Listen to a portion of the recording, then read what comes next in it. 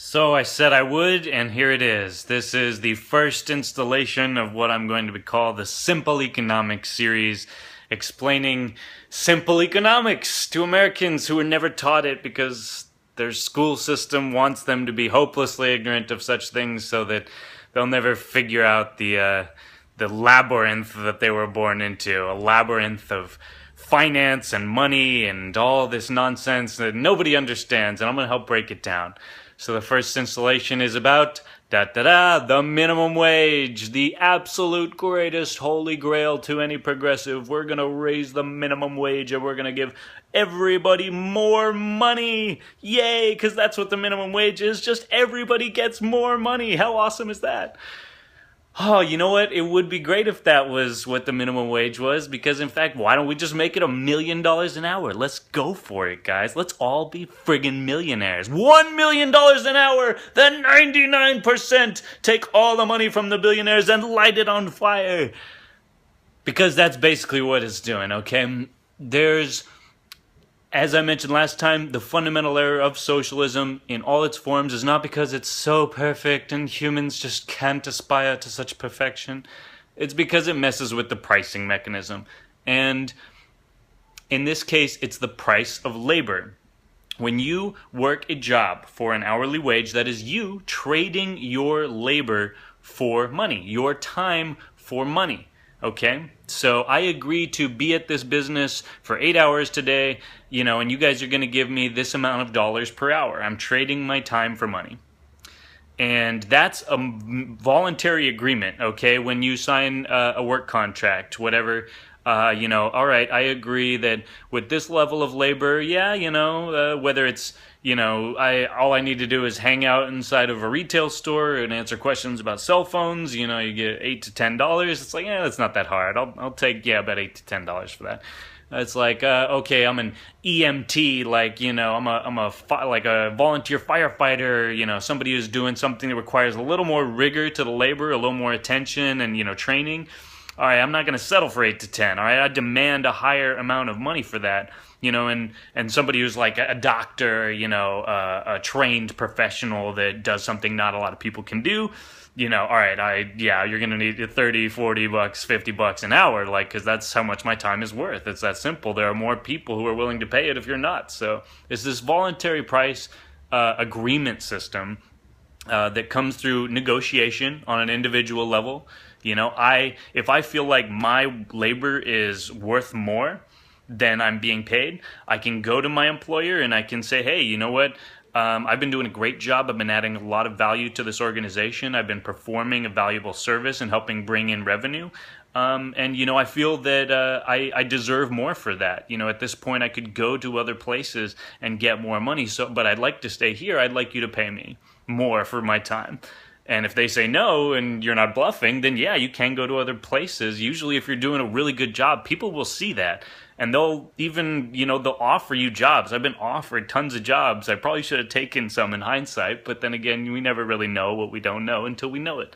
But the point is that this is all this voluntary market process of us finding out what our labor is worth to ourselves and to others, and finding a way to make the most amount from that to benefit ourselves, without compromising our sense of ethics or dignity, And what a minimum wage is saying, basically, it's a government coming in and saying, oh, you want to sell your labor for that much? I'm sorry, that's illegal. We don't consider that to be, we don't find that to be high enough, okay? We want it to be higher so that everybody can get more money. That's the intent, right? Everybody gets more money.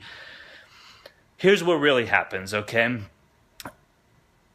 Businesses are faced with the extra amount of money to pay their employees, and despite the progressive worldview, businesses don't just have endless amounts of bags of gold coins and money in the back room and in their bank accounts.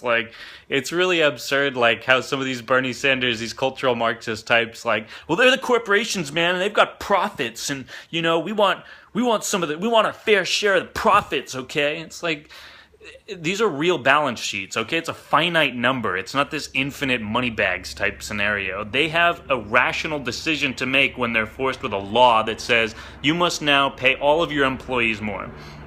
And this is also a very complex, difficult scenario for an employer, because you think they just pay your wage? No, they on average double it, okay? Because they have payroll tax, they have all these other costs of overhead, regulation, they gotta fill out all these damn papers because they hired you, all because our government can't allow anything to happen on this, sacred soil without them having a hand in it. And so they basically come in and say it's illegal for you to sell your labor for anything less. And so the employers are like, okay, they make one of a few decisions or a combination of them. They say, all right, we're going to cut hours. Sorry, we don't have infinite money, so, we have to pay you this much now, we're going to cut your hours. Another thing that'll happen is they cut employees. People lose their jobs.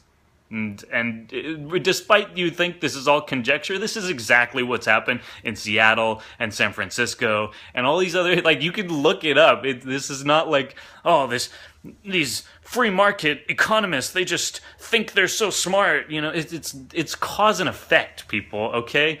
You force something to happen at the barrel of the gun of the state, and there's going to be consequences.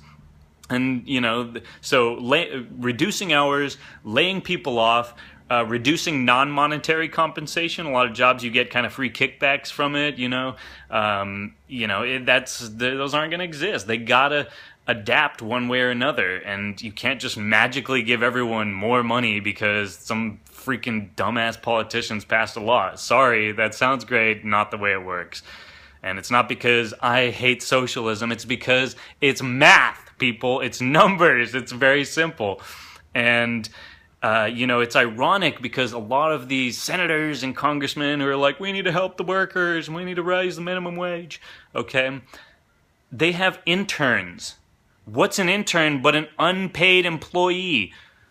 It's not all about money, people. It's about the experience. How a person gets from uneducated, unskilled to skilled and knowledgeable and educated is they start somewhere, right? There's the lower rungs of the economic ladder. Not everybody can start as an EMT or a firefighter or a doctor or anything. You gotta start where you start. And sometimes that means not making a lot of money. Sorry, tough shit. I know it sucks. Trust me, I know it sucks.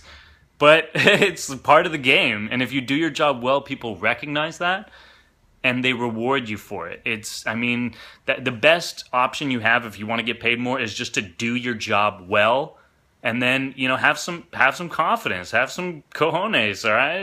You just stand behind your dignity and say, you know what, I've been doing a great job, and if you want to keep me here, I'm going to ask that, you respect that I have been doing a good job, and, I'd like for you to give me this much per hour because I feel that's what I'm worth, and I've added this much value to your organization. That's the way to speak in entrepreneur language, not, we demand. Oh, get the fuck out of here, okay?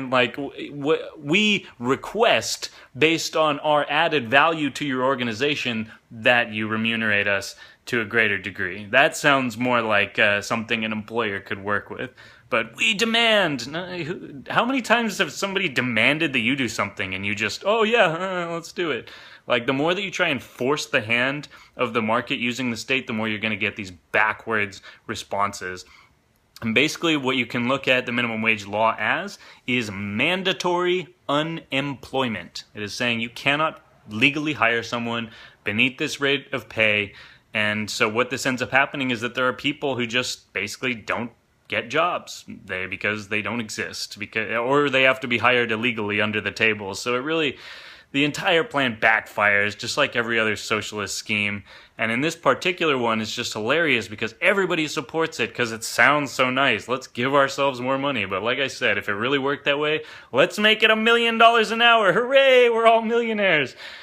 But, of course, if that were to happen, then everyone would be fired immediately because nobody can afford to pay their employees that much.